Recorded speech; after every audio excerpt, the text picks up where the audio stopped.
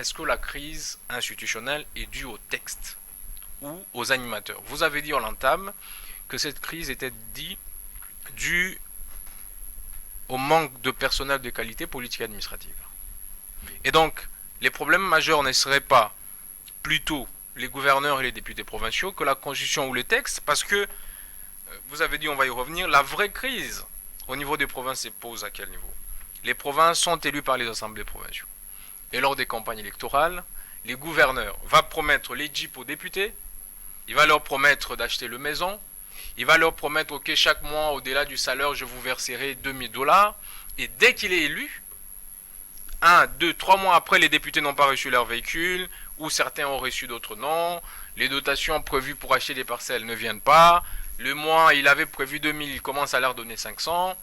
Il y a un marché que l'exécutif doit mettre en œuvre. Les députés disent, ok, nous aussi on doit se retrouver. Vous avez suivi la vidéo, je crois, d'un président de l'Assemblée provinciale qui a dit, nous avons détourné cet argent-là avec les députés. C'est là la vraie crise. C'est la crise des hommes politiques de mauvaise qualité qui gouvernent la province. Parce que l'autre crise aussi, c'est la crise de ressources de la province. La Constitution prévoit la rétrocession. Combien de provinces ont la rétrocession pour se gérer? Et les gouverneurs se trouvent asphyxiés, sans rétrocession, une faible mobilisation des recettes au niveau des provinces. Les députés l'asphyxient pour leur donner des pots de vin, pour qu'ils se maintiennent, sinon il y aura une motion. Et pour enlever une motion, qu'est-ce qu'il fait? Il doit financer les députés pour s'y opposer. C'est ça la vraie crise de nos provinces. Est-ce que cela devrait nous amener tout de suite à aller violer la Constitution en touchant aux dispositions intangibles? C'est là la vraie question que je vous pose, honorable député. Nous avons parcouru l'examen de la question liée au fonctionnement des institutions provinciales. Nous avons essayé de dégager quelques causes qui sont à la base de l'instabilité des institutions provinciales, et nous en avons relevé 4. Notamment, il y a la qualité du personnel politique et administratif, le fait que les assemblées provinciales abusent du pouvoir ou des pouvoirs leur reconnus par la Constitution, et aussi le fait qu'il y a une pauvreté atroce au point que tout le monde devant l'argent n'a pas toujours le pouvoir de se retenir, et on est même capable de remettre en cause l'intérêt général. Ceci nous amène à une réflexion profonde sur les réformes à mener dans le but d'assurer la régularité ou la stabilité des institutions provinciales. Et pour ma part, je pense, pour épargner les gouverneurs de toute motion de défiance ou de censure à longueur de journée, il est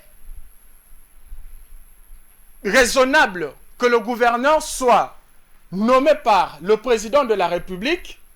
Cependant, pour ne pas laisser le gouverneur gérer la province suivant son gré, il faudrait qu'au côté du gouverneur, qu'il y ait un organe de contrôle.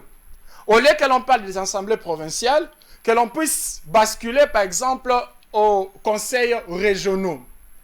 Les gouverneurs n'ont presque pas de programme à exécuter, même au niveau national. Au lieu que l'on puisse savoir ce que l'on doit faire concrètement, en fonction des intérêts du peuple, il n'y a pas de programme. Tout le monde dit faire les choses suivant la vision du chef de l'État. Et lorsqu'on leur pose le problème, c'est quoi la vision du chef de l'État? Ils ne savent pas.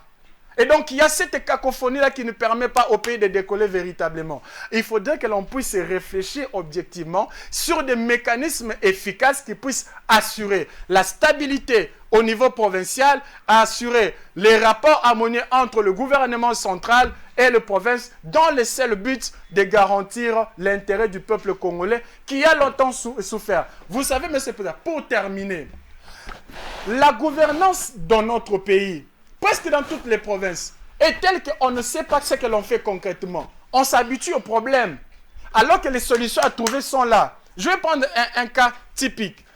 Notre ville de Kinshasa. Je suis écœureux que chaque fois qu'il pleut, sur le boulevard du Triomphal, qu'il y ait des véhicules qui se noient. Où est le gouverneur des provinces? Qu'est-ce qu'il a déjà dit? À quoi il a déjà réfléchi pour parvenir à solutionner ces problèmes? Il faudrait que la population aussi puisse avoir la responsabilité d'interpeller les gouvernants. Nous ne devons pas être naïfs.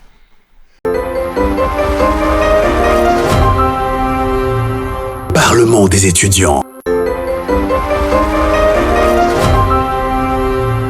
Parlement des étudiants. Parlement des étudiants. Honorables parlementaires, distingués invités, chers collègues, nous déclarons ouverte la plénière du Parlement des étudiants de ces jours. Un seul point est adopté à l'ordre du jour. Nous échangerons sur l'instabilité de la gouvernance provinciale, causes, enjeux et réformes. Il souviendra à l'opinion nationale qu'il s'observe une sorte de crise récurrente entre les assemblées provinciales de plusieurs provinces et leurs gouverneurs. Donc les motions de défiance et de censure pleuvent.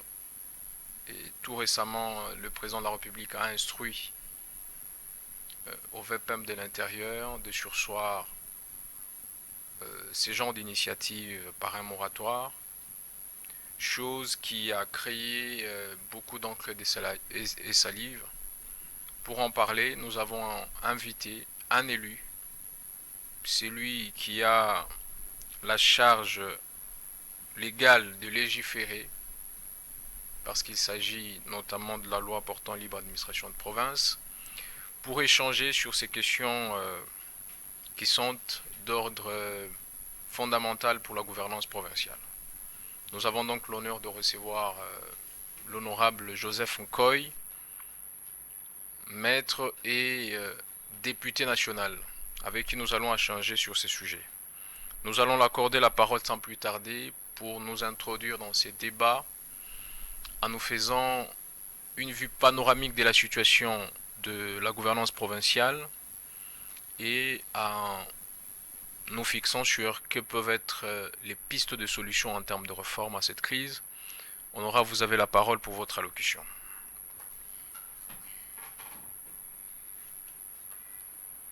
Vous avez 15 minutes à ces sujets.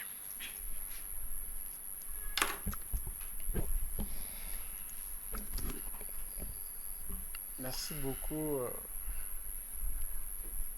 Monsieur le Président du Parlement des étudiants.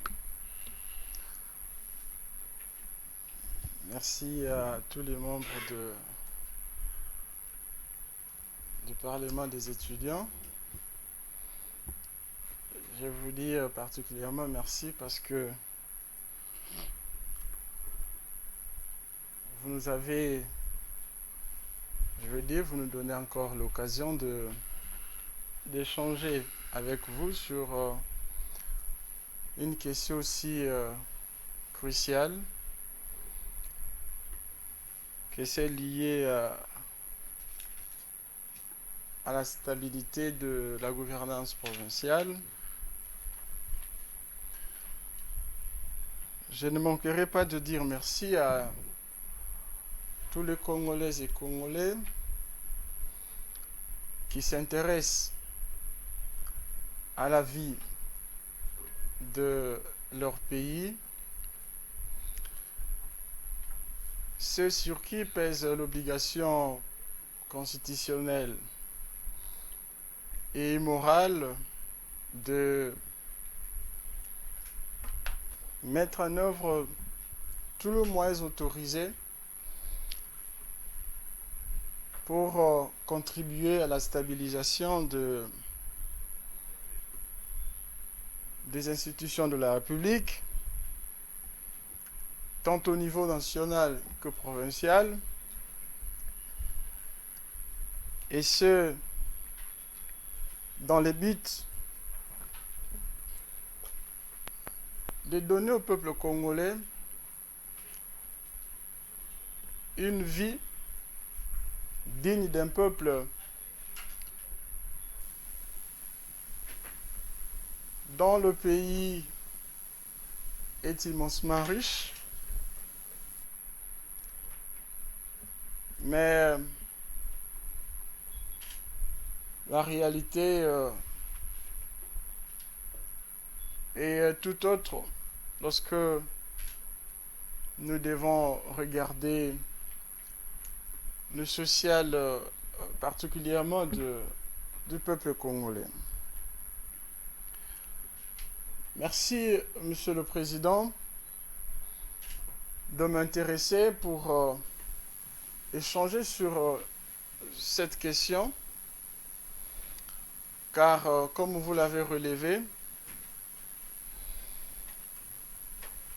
elle fait l'actualité en République démocratique du Congo, et ceci a amené le président de la République à adopter une attitude en toute responsabilité pour assurer la stabilité des institutions provinciales. Monsieur le Président, Mesdames, Messieurs, membres du Parlement des étudiants, comme vous le savez, il y a quelque temps, précisément depuis le début du second mandat de Monsieur le Président de la République, il s'observe une instabilité criante dans la majorité des provinces. Les rapports entre l'exécutif provincial et l'Assemblée provinciale semblent mettre en mal l'élan du développement que nous observons depuis un moment avec les efforts et l'ensemble que le chef de l'État et d'autres services, d'autres institutions sont en train de fournir, et que ceci nous amène à nous interroger sur les causes fondamentales qui provoquent cette désharmonie fonctionnelle entre les exécutifs provinciaux et les assemblées provinciales. On s'est fait le luxe de pouvoir y réfléchir à la fois comme scientifique et politiquement comme député national, mais plus particulièrement comme jeune parmi tant d'autres. Je sais qu'il y a beaucoup de réflexions qui se font sur la question, mais nous allons essayer dans ce cadre d'apporter notre petite pierre à l'édifice pour nous permettre d'avancer. Monsieur le Président,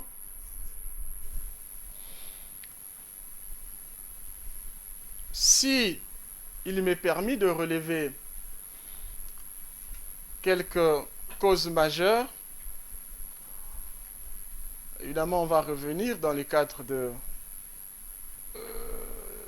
questions-réponses pour essayer de donner des détails un peu beaucoup plus approfondis. Mais il faut noter d'abord que, comme vous le savez, notre Constitution du 18 février 2006 a consacré la décentralisation, comme on l'appelle, les doctrinaires qualifient du régionalisme constitutionnel. Ce qui sous-entend que d'une part, c'est-à-dire ce qui concerne le rapport verticaux, il y a d'une part le pouvoir central et d'autre part les entités régionalisées ou les provinces. Et le texte constitutionnel a essayé d'établir de manière harmonieuse le fonctionnement de ces institutions. Je veux dire qu'il y a un certain nombre de compétences reconnues aux entités régionalisées, aux provinces, et un certain nombre de compétences reconnues au gouvernement central.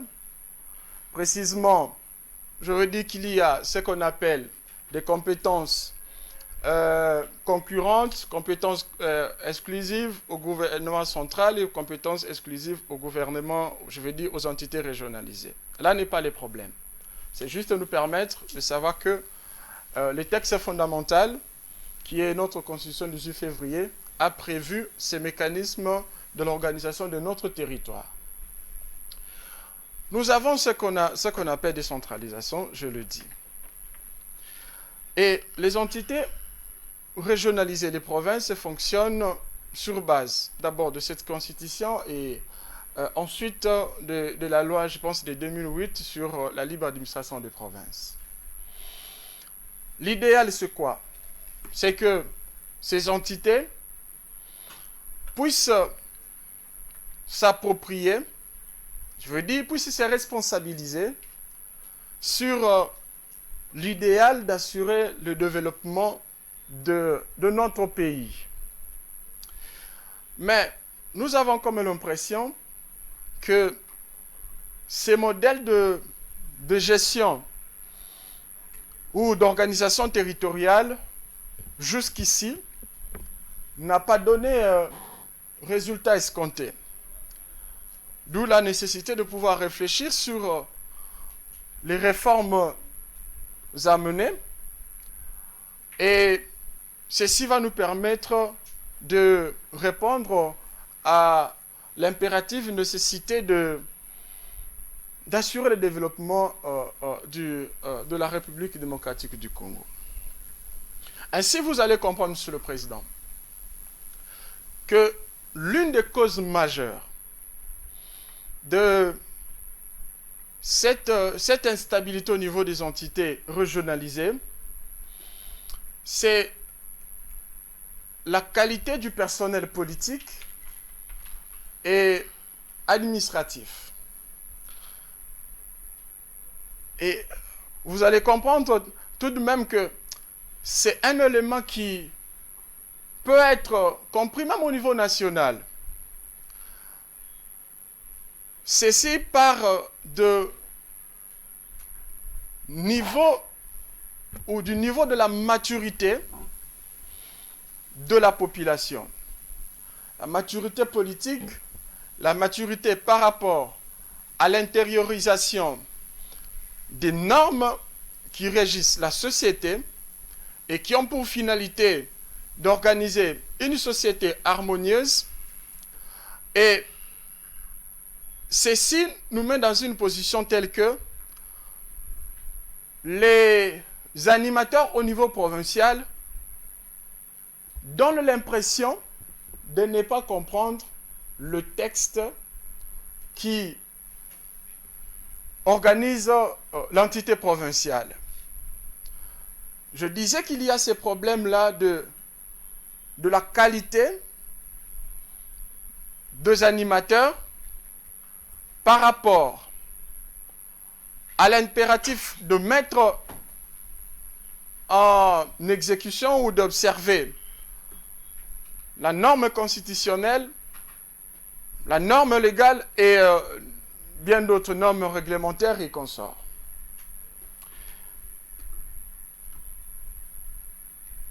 Il se dégage ceci, que les constituants de 2006 ont malheureusement accordé beaucoup de pouvoirs aux entités régionalisées aux provinces.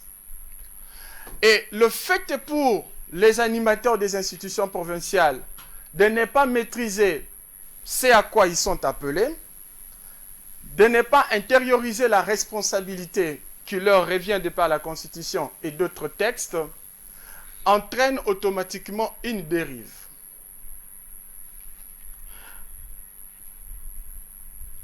En réalité,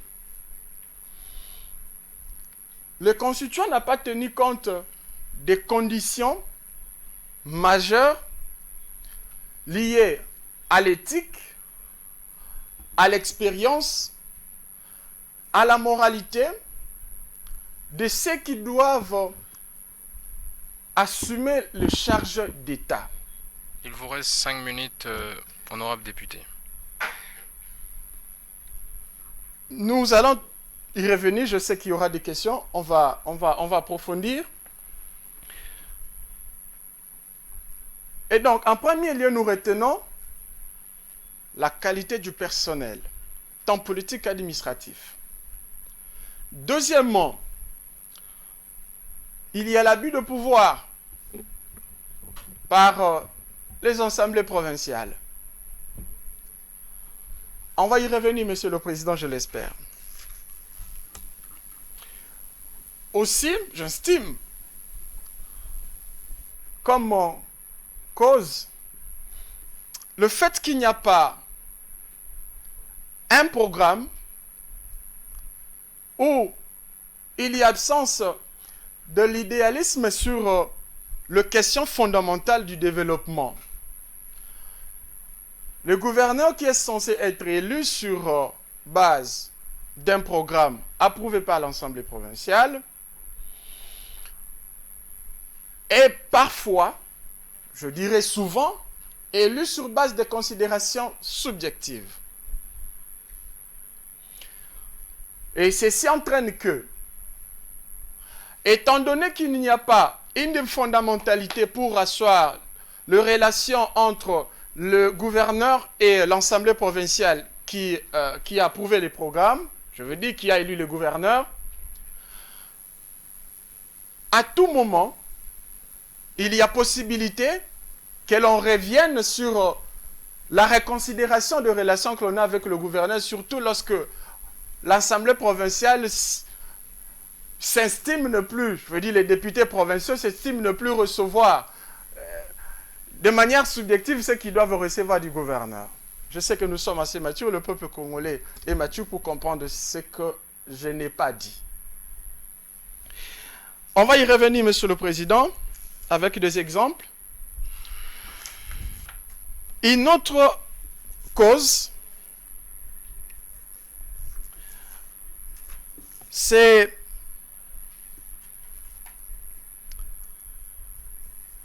le fait que ceux qui sont appelés à gérer, je veux dire, à faire fonctionner les institutions provinciales, ont plus tendance à voir le retombée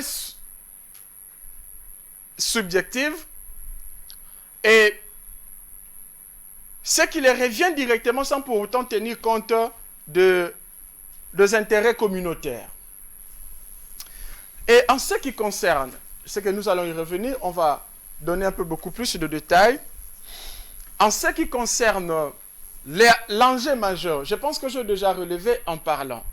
L'enjeu majeur, c'est quoi? C'est le fait que le développement des provinces est ralenti par l'instabilité des institutions.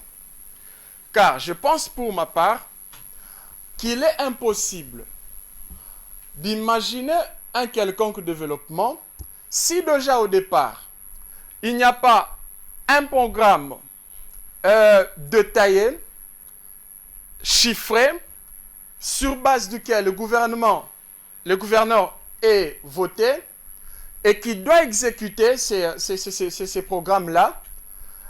C'est impossible de pouvoir imaginer un quelconque développement.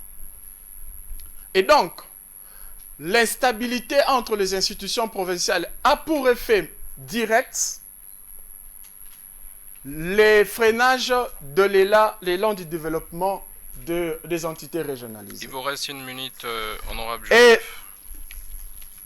nous pouvons en effet réfléchir sur quelques pistes de solutions en termes de réforme. Je pense que de manière globale, on doit revoir les le cadre qui organise la décentralisation. Vous l'avez déjà compris qu'il s'agit d'abord de la Constitution, de la loi sur la libre administration de province et d'autres textes. Il faudrait qu'il y ait des réformes approfondies, qu'il y ait un recadrage de ces cadres qui portent sur l'organisation territoriale. Quelles sont les options fondamentales des réformes qui peuvent être menées? Monsieur le Président, je voudrais que vous puissiez m'accorder quelques minutes de plus parce que c'est là qu'il y a tout le problème. Vous avez 2 minutes, honorable. Parmi les options fondamentales, il faudrait voir la nécessité de pouvoir dépouiller l'organe délibérant de la province de son pouvoir de déchoir les gouverneurs et au lieu que l'on puisse les appeler les assemblées provinciales, on peut dire ou on peut parler clairement des conseils régionaux ou des conseils provinciaux. Cependant, pour ne pas laisser le gouverneur gérer la province au gré de sa volonté, il faut qu'il y ait une digue, un contrepoids.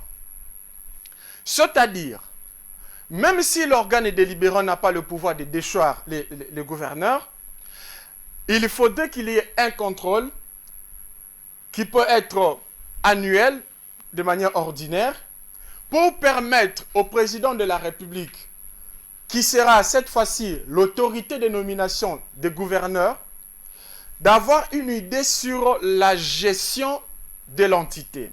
Ainsi, une fois que le contrôle est fait, l'organe délibérant transmet le rapport au président de la République avec vocation d'envisager des sanctions politiques. Mais s'il est établi que dans le cadre du contrôle mené par l'organe délibérant, il y a des aspects pénaux, c'est-à-dire on reproche par exemple au gouverneur le détournement, et que cela est établi à leur niveau, qu'ils aient le pouvoir de saisir les instances judiciaires au fin d'initier des poursuites contre les gouverneurs intéressés. Monsieur le Président, il y a d'autres éléments. Je vais y revenir. Et parce qu'on est talonné par les temps, on peut nous limiter à ce niveau. On va dire un mot sur la régularité de la décision ou de l'instruction de Monsieur le Président de la République ou qui a demandé au ministre, au vice-premier ministre de l'Intérieur, de demander aux assemblées provinciales de suspendre toute initiative de motion de défiance, de censure contre les exécutifs provinciaux.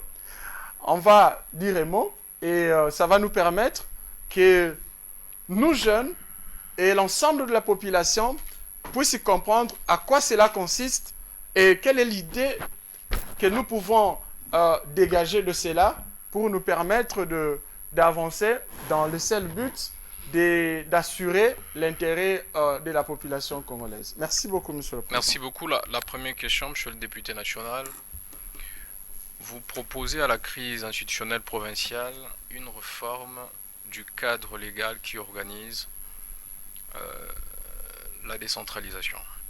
Et à ce sujet, vous citez la Constitution, la loi de 2008 portant libre administration de province, mais je voudrais vous rappeler que l'article 220 de la Constitution, alinéa 2, je paraphrase, interdit toute révision constitutionnelle qui a pour objet de dépouiller les provinces de prérogatives déjà leur reconnues.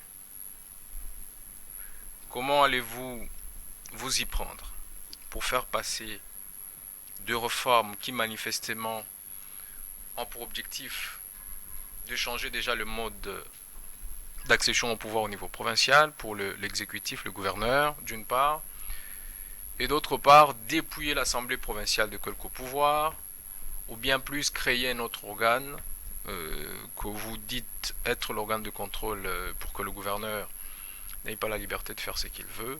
Comment vous le faites alors que la Constitution, l'article 220, verrouille ces genres de révisions constitutionnelles? Merci beaucoup, Monsieur le Président. J'aimerais que l'on note ici que la révision de la Constitution n'est pas une fatalité. Il ne faudrait pas perdre de vue que l'existence du texte constitutionnel doit répondre à l'impératif du développement du pays. Mais si une disposition constitutionnelle tend à être un obstacle dans la régularité fonctionnelle des institutions ou vis-à-vis de l'impératif d'assurer le fonctionnement régulier des institutions en vue de promouvoir le développement, la logique voudrait que, en toute responsabilité, que l'on réfléchisse sur la disposition concernée sur les textes constitutionnels. Monsieur le Président, ne lions pas la révision constitutionnelle aux individus. Non. Les individus passent, les institutions restent. Il est possible que l'on puisse avoir à l'esprit que le fait de toucher à l'article 220 est une aubaine pour le président actuel de s'éterniser au pouvoir, mais il est aussi important que l'on ne puisse pas oublier que nous sommes tous passagers et nous pouvons partir à tout moment et la République va rester. Si j'estime humblement que la révision de la Constitution a pour effet de répondre à un impératif du développement de notre pays, je ne vois pas pourquoi cela poserait un problème. Écoutez ceci s'il vous plaît. Le texte constitutionnel que nous avons aujourd'hui, celui de 2006, n'est pas venu du ciel. C'est la propriété du peuple congolais. Et à tout moment, dans le but de réorganiser le système, on peut y réfléchir. Et donc, moi, je n'ai pas une position rigide, je n'ai pas une position figée sur la nécessité de pouvoir réfléchir sur les dispositions constitutionnelles.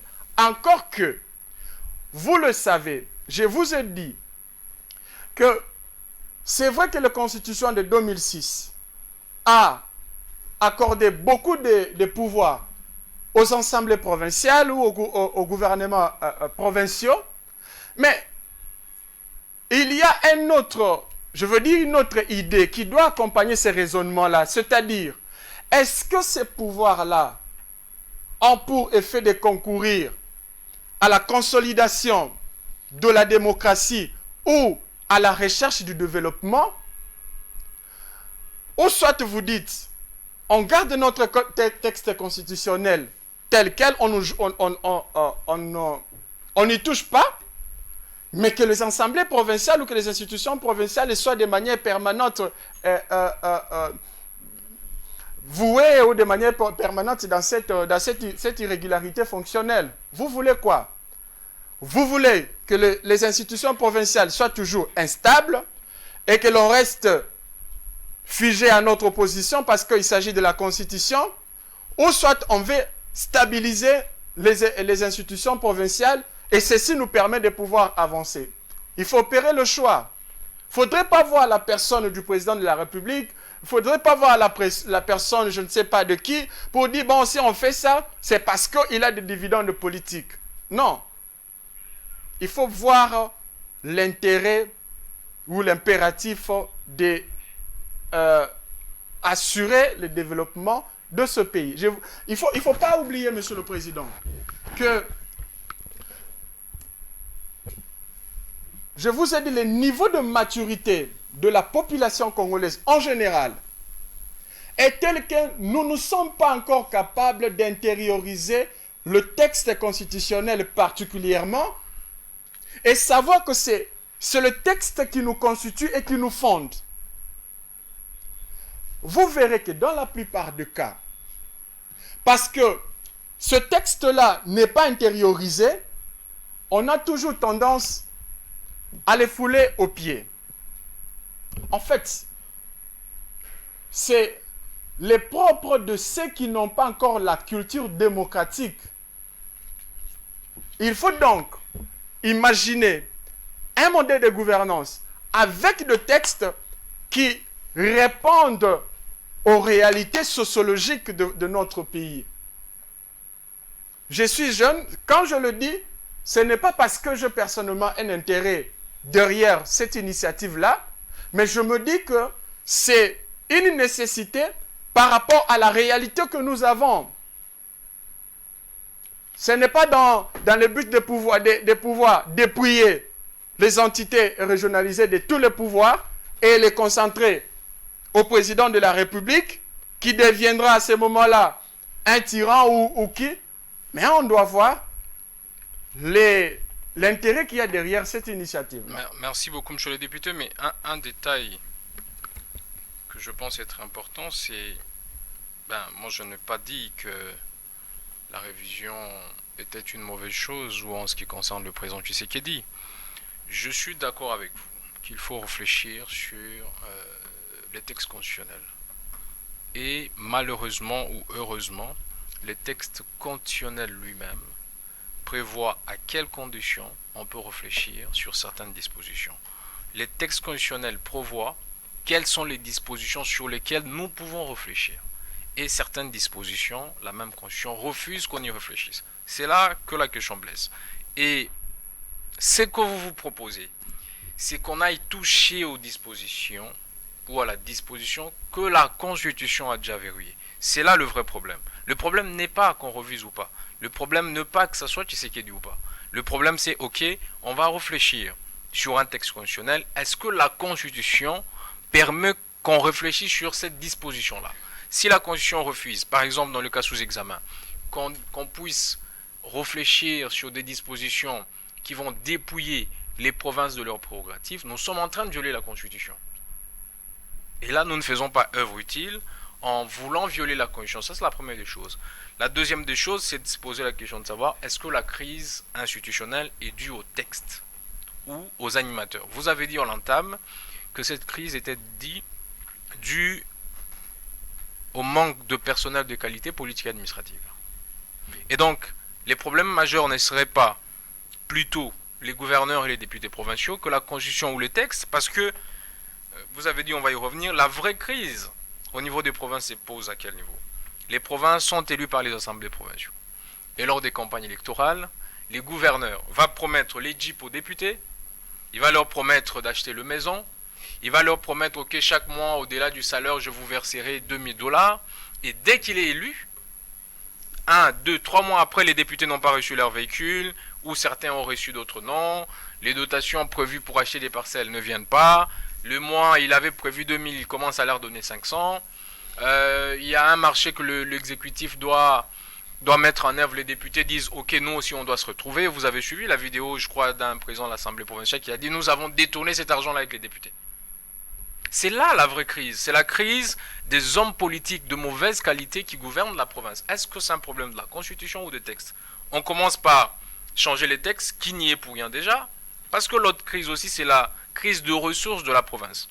La Constitution prévoit la rétrocession. Combien de provinces ont la rétrocession pour se gérer? Et les gouverneurs se trouvent asphyxiés, sans rétrocession, une faible mobilisation des recettes au niveau des provinces. Les députés l'asphyxie pour leur donner de pots de vin pour qu'ils se maintiennent, sinon il y aura une motion. Et pour enlever une motion, qu'est-ce qu'il fait? Il doit financer les députés pour s'y opposer. C'est ça la vraie crise de nos provinces. Est-ce que cela devrait nous amener tout de suite à aller violer la Constitution en touchant aux dispositions intangibles? C'est là la vraie question que je vous pose, honorable député.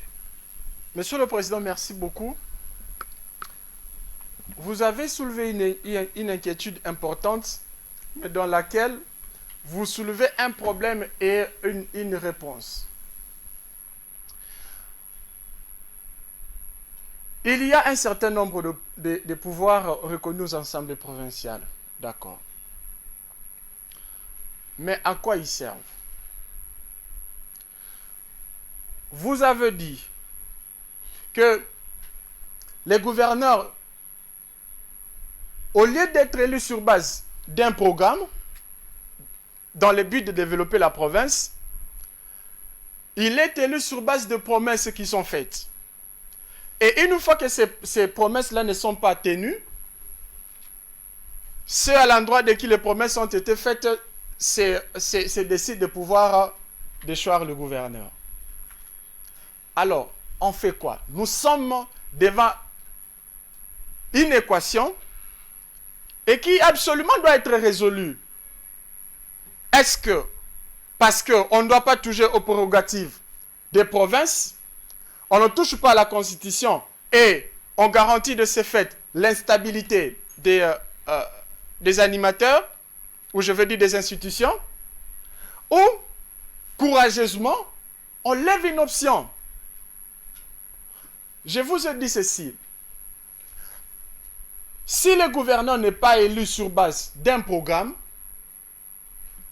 fondé sur de questions de développement, les institutions seront toujours instables. Vous avez soulevé un point important. Dans la majorité des provinces, ou les quelques provinces, je veux dire, qui apparemment sont stables, c'est les provinces qui sont nantis, soit en ressources minières, soit en ressources fiscales. Et là, qu'est-ce qui se passe? Le gouverneur qui n'a pas été élu sur base d'un programme a le moyen nécessaire pour répondre aux promesses tenues, aux promesses faites aux députés provinciaux. Et là, ça passe. C'est ainsi que je vous ai parlé de la qualité des animateurs des institutions. Il ne faudrait pas que l'on puisse toujours soulever des problèmes sans envisager de réponses qui doivent être, ou des solutions qui doivent être données avec beaucoup de courage et de responsabilité. C'est un problème que nous connaissons tous, mais on ne doit pas, par le fait qu'on ne peut pas toucher au texte constitutionnel, que l'on puisse laisser ces institutions fonctionner telles qu'elles fonctionnent. Merci. Ok, d'accord, on accepte que ça reste comme ça. Mais à quoi vous vous attendez? En rien. À rien. Vous prenez par exemple une province comme ma province, c'est la province du Sankuru, où il n'y a presque rien. Pas de ressources minières, pas de ressources fiscales. Comment le gouverneur va s'en sortir? C'est très compliqué. Et donc, nous ne devons pas être figés. Il faudrait que l'on puisse courageusement réfléchir sur les options fondamentales dans le seul but de garantir la stabilité des institutions provinciales. Si je peux vous paraphraser, vous êtes d'accord que l'on change la Constitution à ces sujets? Il est dit ceci. Salus populi suprême Alex. Le salut du peuple, c'est la loi suprême. Mais c'est le peuple qui a décidé par référendum. Et ce même peuple-là peut y revenir. C'est sa propriété. Merci beaucoup. Et comme vous le savez, vous connaissez les droits de propriété, vous avez pour les juristes un droit des obligations de biens. C'est notamment le droit de disposer de la chose. Mais ça, c'est le droit public, c'est pas le droit privé. On non, parle de la s'il vous plaît. Constitution. Non, s'il vous plaît. Il ne faut pas faire, faudra pas de que le règle de droit privé s'applique. Soit qu'on est d'accord au droit que constitutionnel. la Constitution, c'est la propriété du peuple, qui en assure tous les attributs relatifs au droit de propriété, soit qu'on imagine autre chose. Merci beaucoup, honorable. C'est moi qui vous remercie. Nous allons prendre l'honorable exaucé pour son allocution. L'honorable Glodis prépare.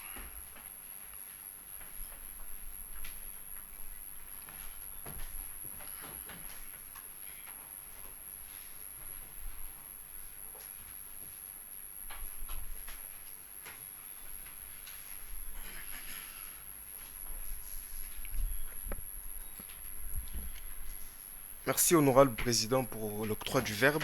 Honorable président, honorable membre du bureau, distingués collègues parlementaires. Nous avons tous pris connaissance de la correspondance du directeur des cabinets du chef de l'État, M. Anthony Kinzo, adressée au vice-premier ministre, ministre de l'Intérieur, l'invitant à veiller au respect d'un prétendu moratoire sur les motions de censure et des défiances dans les provinces, conformément aux instructions de la haute hiérarchie.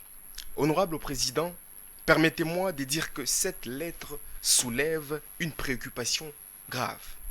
Elle semble, en effet, porter atteinte à l'essence même de la démocratie provinciale ou encore de la décentralisation en privant les assemblées provinciales, pourtant élues et investies d'un mandat constitutionnel, de leurs prérogatives des contrôles parlementaires, notamment à travers les motions qui sont des instruments légaux des régulations des institutions. Cette situation appelle de manière légitime des éclaircissements de la part de notre invité d'honneur. À cet effet, je formule les questions suivantes. Pensez-vous qu'un moratoire sur les motions puisse réellement résoudre à court terme les crises institutionnelles récurrentes dans nos provinces?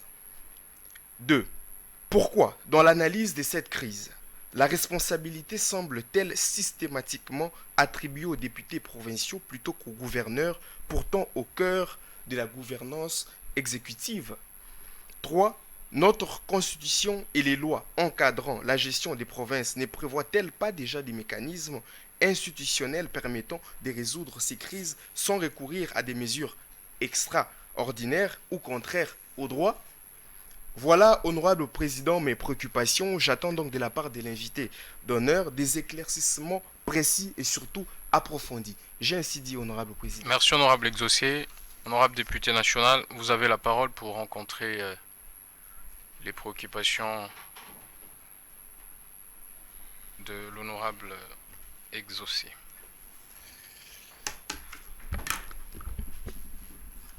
Toute ma gratitude encore une fois de plus, Monsieur le Président, et ma reconnaissance aussi à l'honorable Exaucé pour sa question. Je savais que la question devait être posée. Je savais. Et c'est de la logique. Je comprends parfaitement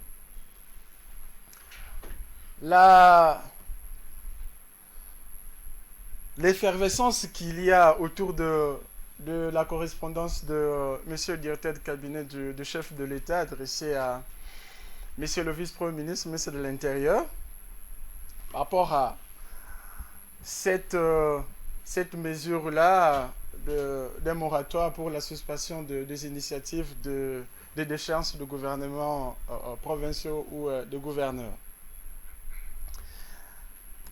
Monsieur le Président,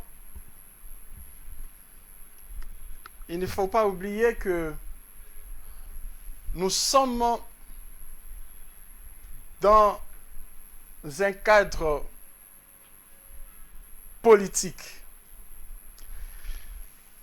Il y a des options politiques qui peuvent être levées,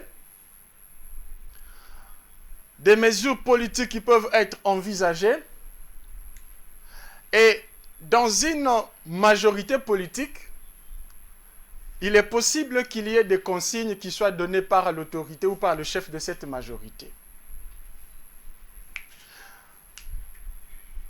C'est vrai que d'emblée, on dirait la correspondance du DIRCAB, du chef de l'État, porte atteinte à l'idéalisme de la démocratie. Ceci renvoie donc à la constitutionnalité de cet acte-là. N'est-ce pas, honorable Exaucé? Mais écoutez, les textes ou un document qui peut faire l'objet de l'analyse des constitutionnalités ne peut être qu'un texte formel qui doit être soumis au contrôle du juge constitutionnel. Je descends, je dis ceci.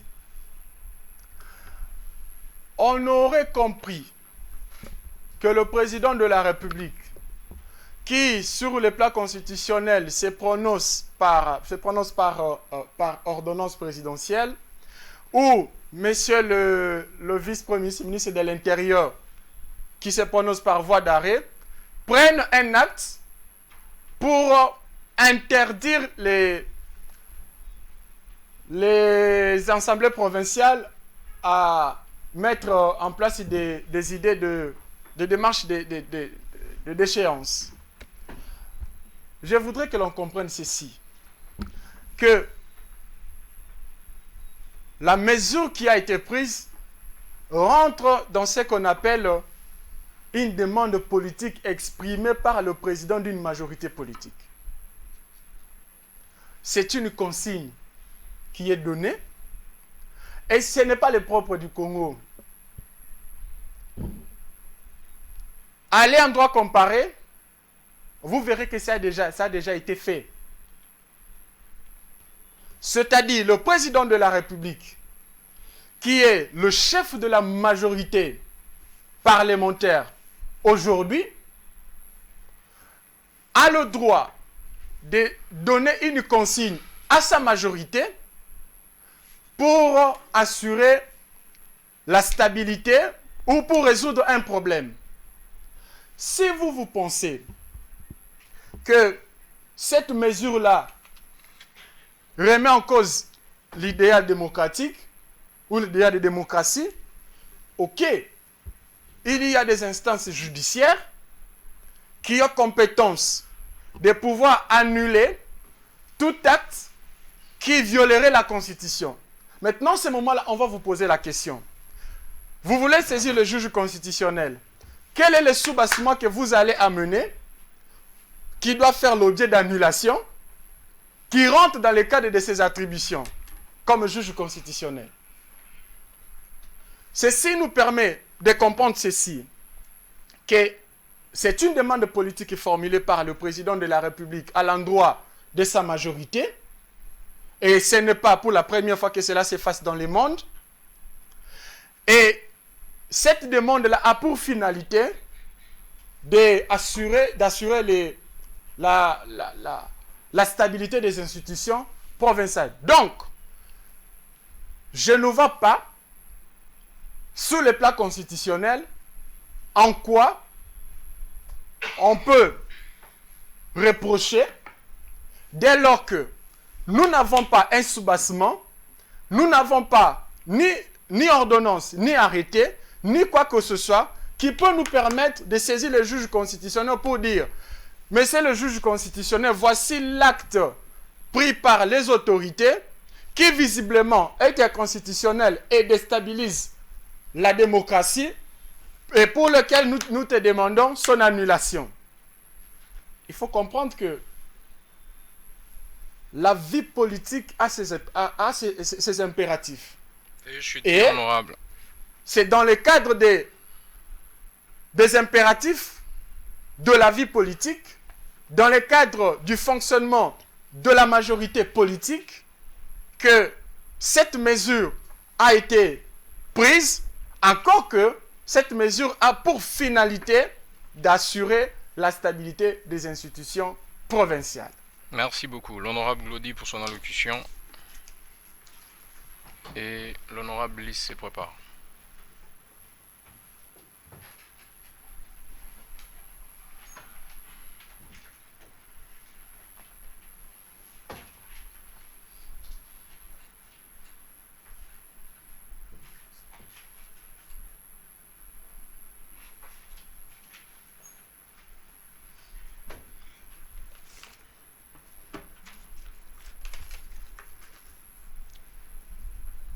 Merci de la parole, honorable président. Honorable président, honorable membre du bureau, chers collègues, avec tout le respect dû à notre invité d'honneur, qu'il me soit permis de rester sur la même idée qui est celle qui porte sur la loi de la nomination des gouverneurs comme une solution ou remède aux crises entre les exécutifs provinciaux et l'Assemblée. Honorable président, dans le contexte tel que le nôtre, une telle affirmation, en effet, serait réduite à une démocraticide. Et évidemment, parce que cela est une violation de la Constitution. On m'a appris, et je sais que vous également vous le savez, qu'être nommé, ou alors la nomination, ne relève pas de la compétence, mais c'est le relève des critères de la personne pour qui vous allez travailler, de la personne qui va vous soumettre à ce poste-là pour lequel vous êtes en train de soumettre cette légitimité. Honorable Président, s'il faudrait voir les plans constitutionnels, donner au chef de l'État le pouvoir exclusif de la nomination serait affaiblir l'autonomie provinciale et à créer les gouvernements, je veux dire, à créer des gouverneurs dépendants de celui qui les nomme. C'est-à-dire, quand un gouverneur est nommé, il ne sera plus au service de la population pour laquelle il travaillerait, mais plutôt il serait obligé de rendre compte à la personne qui l'a mise sous ce poste-là. Il sera donc loyal, non pas à la population, mais à la personne qui l'a mis dans ce poste-là. Honorable Président, chers collègues, la vraie solution, c'est de renforcer la légitimité des gouverneurs par les élections au suffrage universel direct. Ces modes d'élection leur donneraient une assise populaire, garantiraient plus de stabilité et serait une façon de mieux remédier aux crises entre les députés provinciaux donc et l'Assemblée. Voilà, honorable Président, ma petite analyse à laquelle je soumets notre invité d'honneur. Et je crois, parce qu'elle est tellement bonne, il va s'y soumettre également. Merci, honorable Président. Merci, honorable Glody. Honorable député, l'honorable Glody pense plutôt qu'il faut l'élection de gouverneur, alors que vous proposez la nomination. Qu'est-ce que vous en pensez?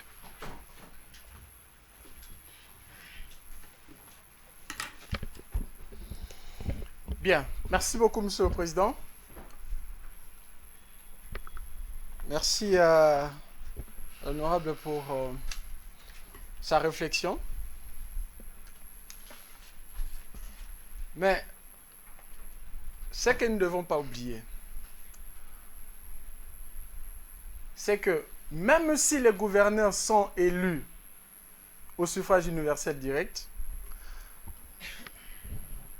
les gouverneurs sont toujours, je veux dire, ils seront toujours alignés sur une liste d'un parti politique. Et donc, les devoirs de redevabilité restent toujours démis. Si moi, je propose la nomination de gouverneur, c'est parce que je sais qu'il y a ce qu'on appelle les devoirs d'ingratitude face à l'autorité de nomination, qui permet à ce que la personne nommée puisse asseoir l'exercice de son pouvoir sur la nécessité de l'intérêt public. Je ne pense pas que le fait pour un gouverneur d'être nommé par le président de la République, que ceci le mettrait dans une position de dépendance totale, au point d'oublier la garantie de l'intérêt général. En fait, ce n'est qu'une procédure. Ce n'est qu'une procédure. Je suis député national. On vous dit, le mandat de député national est un mandat non impératif. Mais ça, c'est une déclaration. C'est un écrit constitutionnel. Vous pouvez être là. Le chef de votre parti politique vous dit, face à telle question politique, voici la ligne qui doit être adoptée. Vous ne pouvez pas vous en passer. C'est très difficile. Sur 100%, peut-être il n'y a qu'1 % de gens qui s'en passent. Et donc, l'élection au suffrage universel ne serait pas, à mon avis, considérée comme une garantie d'autonomie du gouverneur. Et que la nomination par le président de la République, cet élément-là va permettre à soumettre les gouverneurs à toutes les directives mises en place par l'autorité de nomination. C'est juste une procédure qui permet de anéantir l'abus du pouvoir des assemblées provinciales vis-à-vis du gouverneur, et ça met le gouverneur dans une position telle que, sur le plan hiérarchique, il dépend directement du président, sans possibilité d'être inquiété par les assemblées provinciales, encore que, comme nous avons dit, les députés provinciaux particulièrement ne tiennent qu'à leurs intérêts. Un autre élément, je soulevais ici, parmi les options fondamentales, c'est notamment, option fondamentale de réforme, bien entendu, c'est le fait que le gouverneur soit nommé par le président de la République. Mais je vous ai souligné un élément, que le gouverneur ne peut pas gérer la province selon son gré. Et il faut qu'au côté du gouverneur, qu'il y ait un organe de contrôle. Ce que l'on va dépouiller de cet organe de contrôle, de cet organe délibérant, c'est le fait qu'il ne peut pas remettre en cause la... Il ne peut pas mettre en cause la responsabilité du gouverneur. Parce qu'en fait, nous, comme nous le savons, la grande question, c'est dans le cadre du rapport entre l'Assemblée provinciale et le gouverneur. Donc, ce qui doit faire l'objet de la réflexion, c'est comment dépouiller l'Assemblée provinciale de ces pouvoirs-là de choisir les gouverneurs. Vous avez souvent posé ici la question, Monsieur le Président, sur l'idée de nomination et de dépouillement de pouvoir de déchéance des assemblées provinciales vis-à-vis des gouverneurs qui remettraient en cause l'idéal démocratique. Mais quand vous suivez la proposition de l'honorable, en fait, tout va dans le sens de réfléchir en toute responsabilité, et cette réflexion peut aller même au-delà du cadre légal, peut toucher le cadre constitutionnel. L'intérêt, c'est quoi? Ou le but poursuivi, c'est quoi? C'est que les assemblées provinciales soient, ou je veux dire les institutions provinciales, soient stables. Et donc, s'il y a un organe de contrôle, l'organe de contrôle va transmettre le rapport au président de la République. Et je le dis, on peut instituer un contrôle annuel. Et le président de la République saura quelle est l'attitude à prendre vis-à-vis du gouverneur en fonction du rapport qui lui est transmis. Et peut-être pour chuter, Monsieur le Président, je vous ai parlé ici de la qualité du personnel politique. Vous voulez aller aux élections de gouverneurs au suffrage universel direct. Ok, très bien. Quelles sont les garanties que vous avez mises en place pour assurer la qualité de ce gouverneur-là? Parce que déjà, vous le savez, que la majorité des députés provinciaux et nationaux sont confrontés à, comme je le dis ici, à l'impératif de l'expérience, de l'éthique, et quoi. C'est-à-dire, lui, il part, il sait que c'est le peuple qui l'a élu, et il fait ce qui lui semble bon. Et donc, à mon avis, je ne pense pas que ceci pourrait permettre à garantir l'autonomie de gouverneurs ou quoi. Non. Les gouverneurs sont nommés, mais à côté du gouverneur, il y a un organe de contrôle qui fait annuellement rapport au président de la République en vue de ses actions politiques tant négatives que positives. Et s'il y a des griefs qu'on le reproche au gouverneur dans le cadre de ces rapports-là, des griefs qui s'apparentent à des faits pénaux, on saisit les instances judiciaires pour déchoir ou poursuivre le gouverneur des faits qui lui sont reprochés. Merci beaucoup, honorable. Honorable Lys pour son allocution et l'honorable Plamidi se prépare.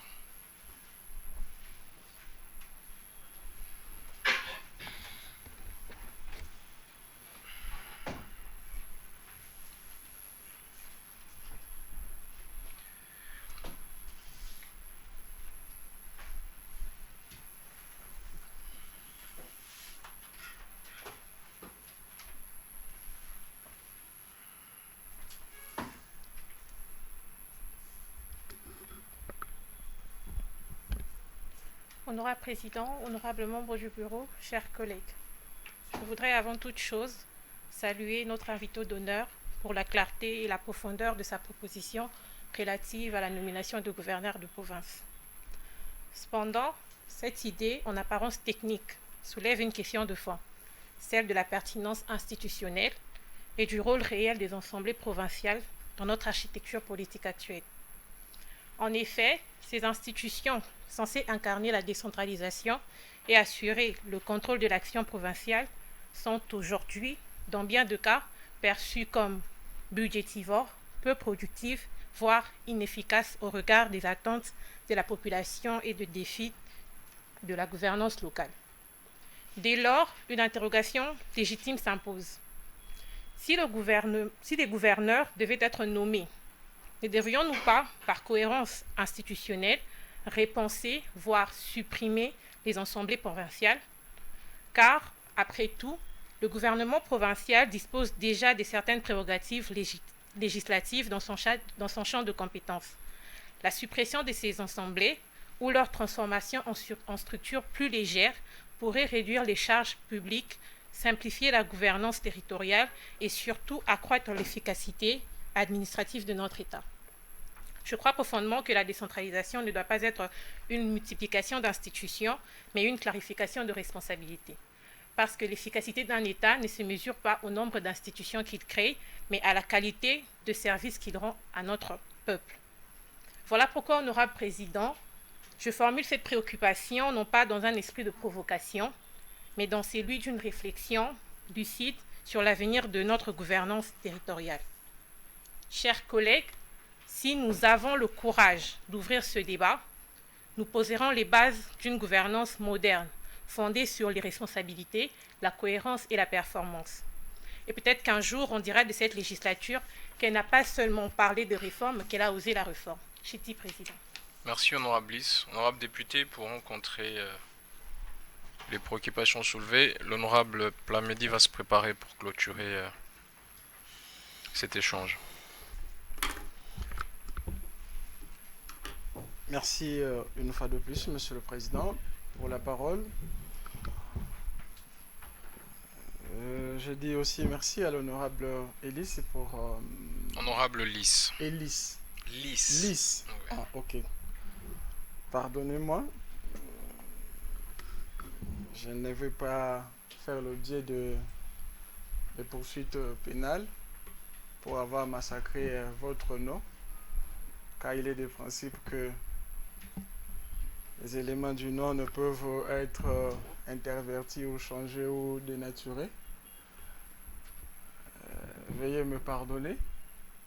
J'ai toujours peur de la justice de notre pays.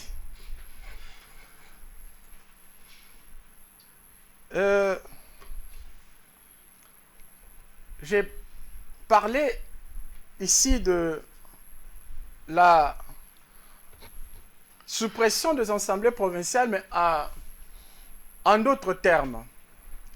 C'est-à-dire, on ne supprime pas l'organe délibérant de la province, qui est l'Assemblée provinciale. Mais on quitte d'Assemblée provinciale à Conseil régional, par exemple. Pourquoi? Parce qu'on aura déjà à l'esprit que le Conseil régional n'aura pas le pouvoir d'échoir les gouverneurs. Si nous avons proposé qu'il y ait un Conseil régional, c'est dans le sens d'assurer les contrôles de la gestion ou de la gouvernance provinciale, mais sans avoir les droits de mettre en difficulté le gouverneur. L'organe délibérant de la province n'aura comme rôle d'assurer le contrôle de la gestion du gouverneur et de faire rapport à l'autorité de nomination qui est le président de la République. Monsieur le Président, nous sommes en train de parler évidemment d'un sujet très important. Mais aujourd'hui, quel est le bilan que nous avons de la décentralisation. Les bilans est complètement négatif. Tant sur les fonctionnements des institutions provinciales que sur d'autres mécanismes établis par cette forme-là de l'organisation territoriale. La vraie question, c'est à qui cette responsabilité? Pourquoi ça a échoué la décentralisation? Ok, je vous ai dit que les niveaux de maturité politique de la population en général est trop bas. C'est-à-dire nous ne sommes pas encore à mesure d'intérioriser la norme qui nous régit et de la responsabilité que nous avons vis-à-vis de la norme dans le cadre de la gestion du service. Vous avez soulevé ici un point important, Monsieur le Président. Je vais revenir sur la réflexion de l'honorable Ellis. Dans le but de pouvoir assurer l'équilibre de ressources entre les provinces, le Constituant de 2006 a institué la Caisse nationale de péréquation. Est-ce qu'aujourd'hui cette caisse fonctionne? Elle ne fonctionne pas. C'est ainsi que les provinces qui ont de ressources semblent être stables et celles qui sont dépourvues de ressources sont dans l'état où elles sont. C'est parce que l'intériorisation de la norme n'est pas encore, notre apanage jusque-là. Et, Monsieur le Président, je pense que vous allez me donner un peu du temps pour faire la synthèse de réformes ou des options fondamentales des réformes à mener. Parce que jusque-là, nous sommes en train de parler que le mode de désignation de gouverneur de province et les rapports avec l'Assemblée provinciale. Mais il n'y a pas que ça. Parce que nous avons dit qu'il y a un problème de qualité du personnel, tant politique qu'administratif. Dans le cadre des réformes à mener, il faudrait instaurer des structures qui puissent permettre la mise à niveau du personnel politique et administratif. J'ai suivi dernièrement qu'il y a que le ministre des Relations avec le Parlement a signé un arrêté avec, je pense, le ministre de la profession, je ne sais pas quoi là, pour instituer l'académie diplomatique parlementaire. L'académie parlementaire, je crois bien. Voyez, en fait, ce sont des structures qui vont permettre aux députés de savoir pourquoi il est député. Parce que sur les 100% des députés, tant au niveau provincial que national, 60% ne savent pas pourquoi ils sont députés. Ils ne savent pas. Pourquoi? Parce que déjà, les députés n'est pas élu par rapport à ce qu'ils présentent à la population comme programme sur base duquel il doit être élu, mais sur base des dons, sur base des histoires que l'on donne. Alors, lorsqu'il est élu, ce qu'il a déjà à l'esprit, c'est quoi? C'est d'abord chercher l'argent pour combler le vide causé par la campagne électorale. C'est un peu comme les gouverneurs. Les gouverneurs aujourd'hui, il ne faut pas qu'on se voie à la face. Pour être élu gouverneur, il faut dépenser beaucoup d'argent. Mais entre nous soit dit, Monsieur le Président, moi pour être élu gouverneur, j'ai dépensé au moins 300 000 $. Quand j'arrive au pouvoir, vous pensez que je vais perdre à l'esprit les 300 000 que j'ai donnés aux députés provinciaux? Non. La logique voudrait que je puisse d'abord chercher à récupérer mon argent. C'est comme ça. Et prenez des provinces qui n'ont pas de ressources, qui n'ont presque rien, qui ne vivent que je sais pas, de la fiscalité, mais à un niveau très bas. Et la rétrocession n'est pas régulièrement assurée par le gouvernement central. Le gouverneur se comporte comment? C'est une question de... En fait, c'est la réalité. Il ne faut pas que l'on soit trop philosophique. Il faut traiter les questions avec beaucoup de réalisme. Ici, Monsieur le Président, entre nous soit dit, ici dans la ville de Kinshasa, pour être élu gouverneur. Vous avez appris combien on a donné aux députés provinciaux, mais si nous n'avons pas de preuves, nous savons que l'argent a circulé. C'est votre parti politique qui a fait ça, l'UDPS. Non, non, monsieur le président, je risque de vous traduire en justice. Vous avez suivi Kabouya, vous avez peur de la justice comme moi? Vous avez suivi Kabouya sur Top Congo non, à ces sujets. Vous avez peur de la justice comme moi? Non, je n'ai pas peur de la justice. Vous n'avez pas peur de la justice? Je veux la vérité. À vous de me dire si c'est que j'ai dit c'est faux. Il faut avoir peur de la justice. Il faut aussi rechercher la vérité. La justice, c'est qu'on n'en ferait pas à la loi pénale. Non, il faut chercher aussi la vérité. Pardon? Tout en ayant peur de la justice, il faut rechercher la vérité. Parce que vous avez besoin de la vérité, il faut que je vous dise la première vérité. Absolument. La première vérité, c'est que je ne suis pas de l'UDPS. Ok, c'est très bien.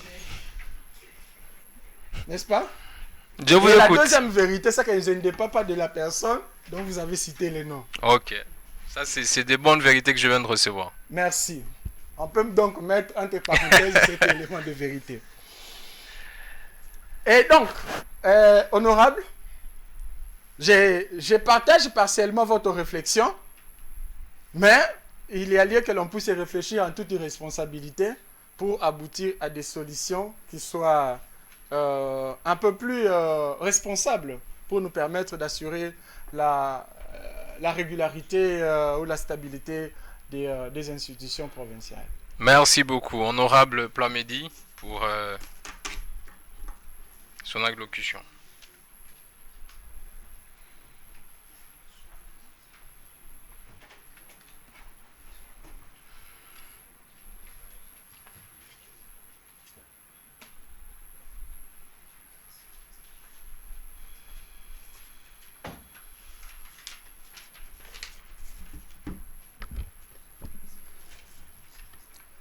Avec gratitude, je vous remercie, honorable président, pour la parole. Honorable président, honorable membre du bureau, chers collègues parlementaires. Au regard des crises récurrentes qui minent la gouvernance de nos provinces et qui freinent leur développement, une question mérite d'être posée. Le fédéralisme ne constituerait-il pas une voie pertinente pour offrir à nos entités provinciales, qui deviendraient alors des États fédérés avec davantage de compétences, des moyens, d'autonomie, afin de mieux répondre aux réalités locales et d'assurer un développement plus harmonieux du pays. J'ai dit honorable président. Merci beaucoup, honorable Plamedi. Honorable Joseph Nkoy pour rencontrer l'honorable Plamedi. Est-ce que le fédéralisme n'est pas la solution idéale? Merci beaucoup, monsieur le président. Si déjà le régionalisme pose problème, et que dire du fédéralisme? On ne doit pas oublier que le fédéralisme répond à un niveau de maturité ou répond au niveau de maturité d'un peuple. Je suis de ceux qui pensent que le niveau de maturité de compréhension du fonctionnement de l'État dont dispose le peuple congolais actuellement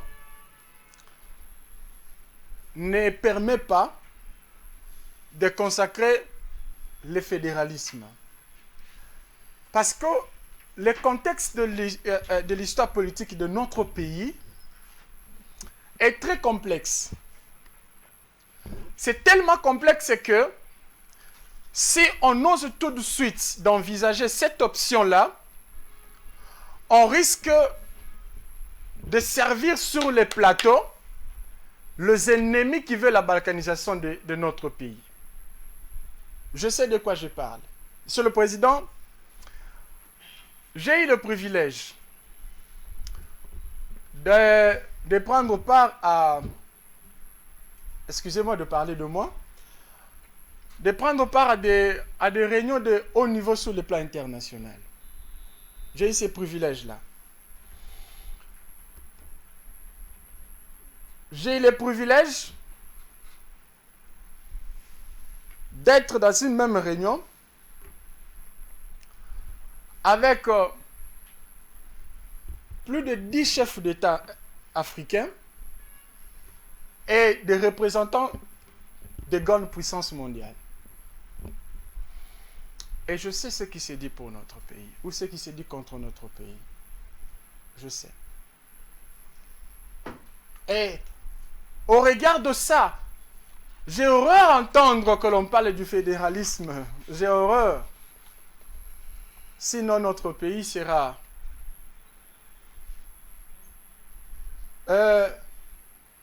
laissé à la merci de ceux qui l'en veulent. Et il faudrait, dans le contexte qui est le nôtre, chercher d'abord à consolider la confiance entre la population vis-à-vis des institutions de la République. Ce n'est que lorsque la confiance sera établie, ce n'est que lorsque la confiance sera solidifiée que nous pouvons imaginer cela. Pour le moment, lorsque vous parlez du fédéralisme à une maman qui est au fait fond, qui ne connaît peut-être pas le président de la République, qui ne connaît pas un membre du gouvernement. Veuillez chuter, honorable. Oui, je vais chuter, monsieur le président, mais accordez que je dise un mot. Cette maman-là ne sait pas qu'est-ce qui signifie président de la République, quel est le rapport qu'il y a avec le président de la République. Non, il ne connaît pas, elle ne connaît pas.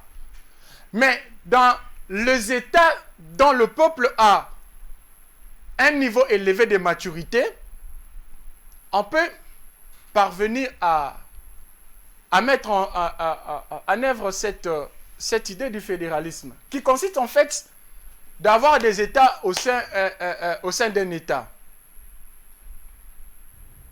Donc, globalement, monsieur le président, je pense que le fédéralisme actuellement n'est pas encore le bienvenu, car le niveau de maturité de notre population n'est pas encore à même d'intérioriser cela. Et donc, restons dans la décentralisation, comme nous l'avons maintenant, mais on essaie d'approfondir les mécanismes de collaboration entre le pouvoir central et les pouvoirs et les provinces, consolider la stabilité des institutions dans le seul but d'assurer le développement de notre pays. À cette question, monsieur le président, voici les éléments de réponse que je peux Merci réserver. beaucoup. Nous sommes à la fin. On vous accorde 2 minutes pour un mot de la fin, brossant notamment les options majeures à lever et dire aux Congolais ce que vous pensez exactement à ces sujets. Merci beaucoup, monsieur le président. Nous avons parcouru l'examen de la question liée au fonctionnement des institutions provinciales. Nous avons essayé de dégager quelques causes qui sont à la base de l'instabilité des institutions provinciales et nous en avons relevé 4. Notamment, il y a la qualité du personnel politique et administratif, le fait que les assemblées provinciales abusent du pouvoir ou des pouvoirs leur reconnus par la Constitution, et aussi le fait que il y a une pauvreté atroce au point que tout le monde devant l'argent n'a pas toujours le pouvoir de se retenir, et on est même capable de remettre en cause l'intérêt général. Ceci nous amène à une réflexion profonde sur les réformes à mener dans le but d'assurer la régularité ou la stabilité des institutions provinciales. Et pour ma part, je pense, pour épargner les gouverneurs de toute motion de défiance ou de censure à longueur de journée, il est raisonnable que le gouverneur soit nommé par le président de la République. Cependant, pour ne pas laisser le gouverneur gérer la province suivant son gré, il faudrait qu'au côté du gouverneur, qu'il y ait un organe de contrôle. Au lieu que l'on parle des assemblées provinciales, que l'on puisse basculer, par exemple, aux conseils régionaux. Ces conseils régionaux auront pour finalité de contrôler annuellement la gestion du gouverneur, avec pour finalité de transmettre le rapport au président de la République, quitte à celui-ci de pouvoir envisager des sanctions politiques, tant positives que négatives, en fonction du contenu du rapport. Et s'il est établi que le gouvernement s'est caractérisé dans la mégestion, notamment les détournements et consorts, que les conseils régionaux puissent avoir le pouvoir de saisir les cours et tribunaux aux fins d'initier des poursuites contre les gouverneurs. Je pense qu'il n'est pas ici question de pouvoir rendre le président de la République autoritaire, mais plutôt une option courageuse à lever au regard de réalité que nous avons. Vous le savez, qu'actuellement, les modes d'élection de gouverneurs fait que le gouverneur, au lieu d'être élu objectivement sous base d'un programme, le gouverneur est élu à coup de billets de banque. Ce qui fait que, une fois au pouvoir, le gouverneur aura toujours tendance à chercher à récupérer ce qu'il a déjà perdu ou ce qu'il a déjà dépensé pendant la campagne.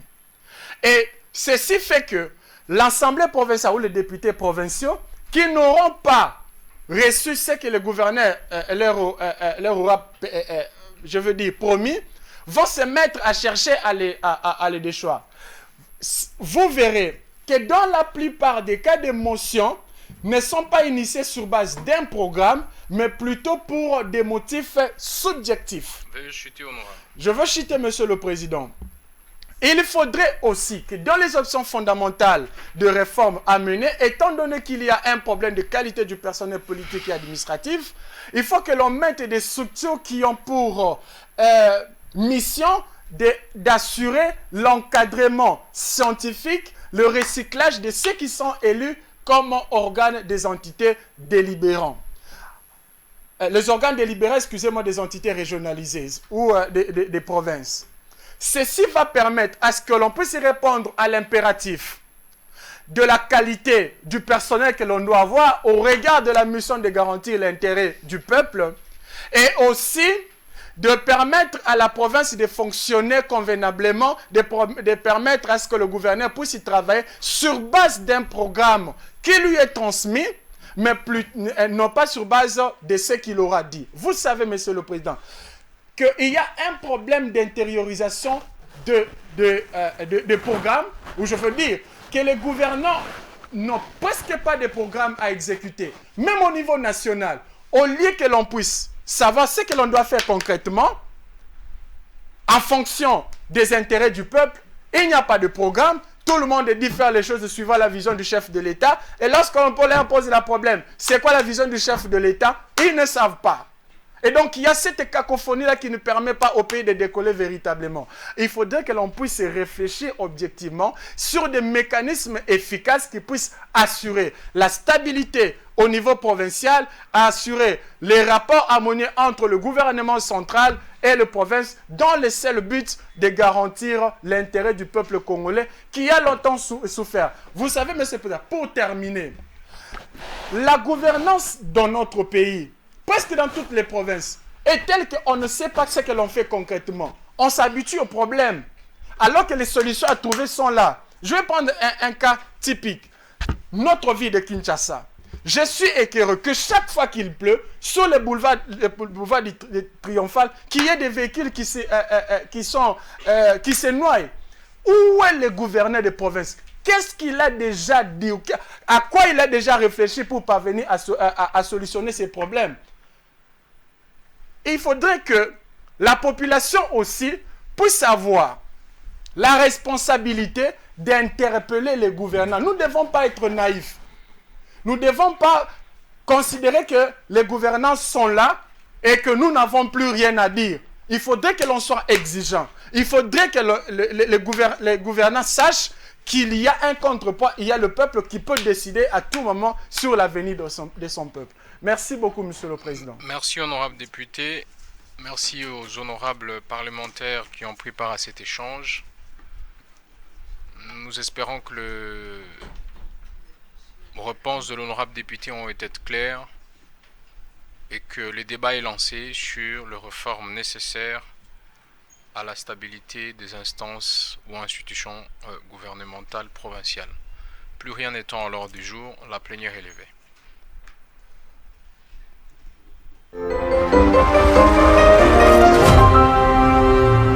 Parlement des étudiants. Parlement des étudiants.